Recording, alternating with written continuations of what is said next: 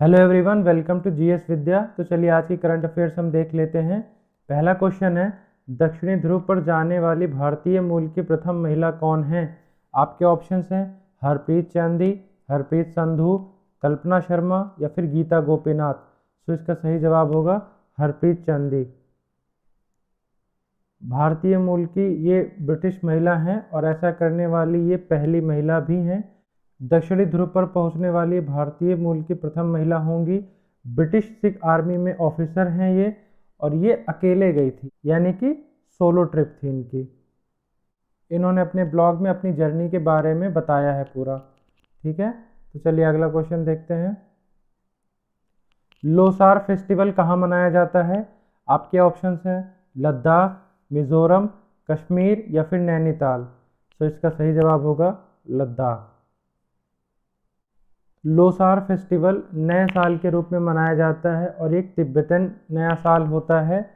ये Buddhist community के द्वारा सेलिब्रेट किया जाता है। बुद्धिस्ट कम्युनिटी बेसिकली कहाँ कहाँ मिलेंगी आपको? लद्दाख का एरिया है, सिक्किम है, हिमाचल प्रदेश में धर्मशाला है, अरुणाचल प्रदेश है। 15 दिन का ये फेस्टिवल मनाया जाता है। और लोसार का मतलब क्या होता है? उसका मतलब ही होता है नया साल। लद्दाख पहले जम्मू कश्मीर के अंदर में आता था, अब एक एक यूटी हो गया है। चलिए अगला क्वेश्चन देखते हैं। मिलान नेवल एक्सरसाइज कब आयोजित की जाएगी? आपके ऑप्शन हैं फरवरी 2022, मार्च 2022, अप्रैल 2022 या फिर मई 2022। तो इसका सही जवाब होगा फरवरी 2022। इंडियन नेवी द्वारा ये आयोजित किया जाएगा फरवरी 2022 में। और इंडियन नेवी ने जो 46 फ्रेंडली कंट्रीज हैं उनको आमंत्रित किया है। कहाँ पे ये एक्सरसाइज होगी? विशाखापट्टनम में।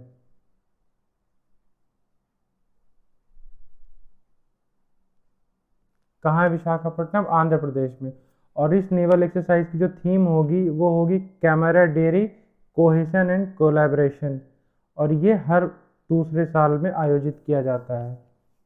चलिए अगला क्वेश्चन देखते हैं। किस बैंक को डीसिब नहीं कहा जाता है?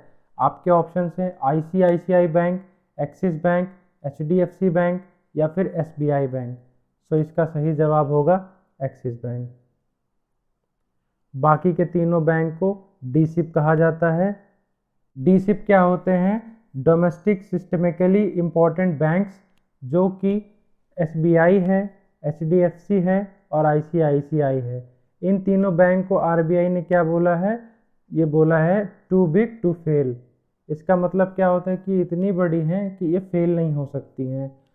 डीसिब का बेसिक मतलब ये होता है कि जब भी ये प्रॉब्लम में होंगी तो ये इतनी क्षमता रखती हैं कि गवर्नमेंट इनकी मदद करेगी। ठीक है, चलिए अगला क्वेश्चन देखते हैं। ओमी श्योर क्या है? आपके ऑप्शंस हैं COVID test kit, missile system, cancer की मेडिसिन या फिर टॉर्पीडो। तो इसका सही जवाब होगा कोविड टेस्ट का किट है ये। किसने बनाया है ये? टाटा मेडिकल एंड डायग्नोस्टिक्स ने बनाया है और ये आईसीएमआर द्वारा अप्रूव किया गया है। आईसीएमआर ने इसको अप्रूव किया है। क्या है ये? आरटीपीसीआर किट है। कोविड-19 का वेरिएंट जो ओमिक्रॉन है उसका पता लगाने के लिए ये पहली किट है। और इसकी कीमत क्या होगी? 240 रुपये। तो चलिए अगला क्वेश्चन देखते हैं। वीर गाथा प्रोजेक्ट किसने लॉन्च किया है? आपके ऑप्शंस हैं CBSE, finance ministry, home ministry या फिर पीएमओ। तो इसका सही जवाब होगा सीबीएसई। डिफेंस मिनिस्ट्री के सुझाव पर सीबीएसई ने इस योजना को लॉन्च किया था। किसके लिए? जो स्कूली बच्चे होते हैं उनमें जो हमारे वॉर हीरोज़ होते हैं जिनको वीरता पुरस्कार मिला है, उनकी कहानियाँ बताई जाएंगी उनको, और उनकी कहानियों को चित्र आदि के माध्यम से, निबंध के माध्यम से बच्चे प्रोजेक्ट तैयार करेंगे और उनको पुरस्कृत भी किया जाएगा। फाइनली 25 बच्चों को सेलेक्ट किया गया जो कि सुपर 25 कहलाए गए। किसके लिए? फाइनल के लिए। और इनको रिपब्लिक डे की जो परेड इवेंट होगी उनमें सम्मानित भी किया जाएगा। चलिए अगला क्वेश्चन देखते हैं। ब्रांड इंडिया अभियान का उद्देश्य क्या है? आपके ऑप्शंस हैं एक्सपोर्ट को प्रमोट करना, इंपोर्ट्स को प्रमोट करना, एजुकेशन को प्रमोट करना या फिर मेडिकल अवेयरनेस को प्रमोट करना। तो इसका सही आंसर होगा एक्सपोर्ट को प्रमोट करना यानी कि निर्यात को प्रमोट करना। ये किसके द्वारा किया जा रहा है? IBEF के द्वारा। IBEF मतलब इंडिया ब्रांड इक्विटी फाउंडेशन। इसकी स्थापना कब हुई थी? 1996 में। किस चीज़ के लिए? एक्सपोर्ट को प्रोत्साहित करने के लिए। चलिए अगला क्वेश्चन देखते हैं। मिशन जीवन रक्षा किसने लॉन्च किया है? आपके ऑप्शंस हैं RPF, CRPF, ITBP या फिर BSF। तो इसका सही जवाब होगा RPF यानी कि रेलवे प्रोटेक्शन फोर्स। क्या है मिशन जीवन रक्षा?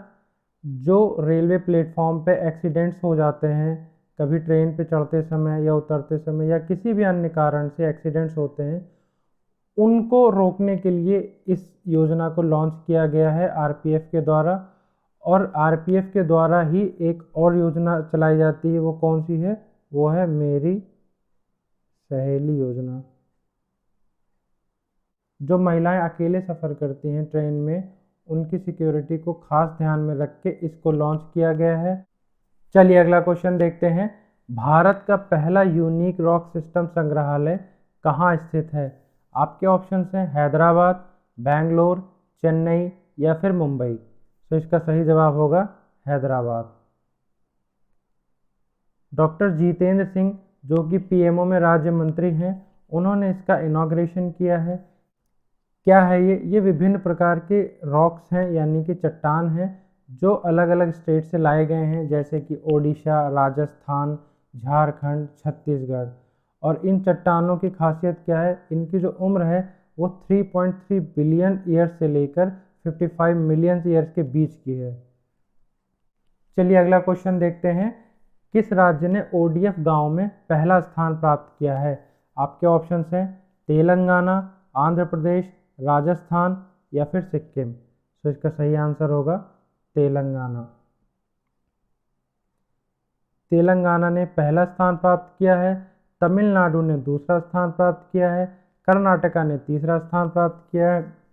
ODF क्या होता है? Open defecation free. तेलंगाना के मुख्यमंत्री कौन है?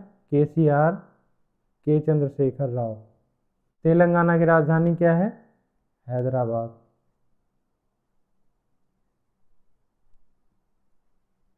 चलिए आज के लिए इतना ही, मिलते हैं अगले वीडियो में। तब तक के लिए थैंक यू वेरी मच।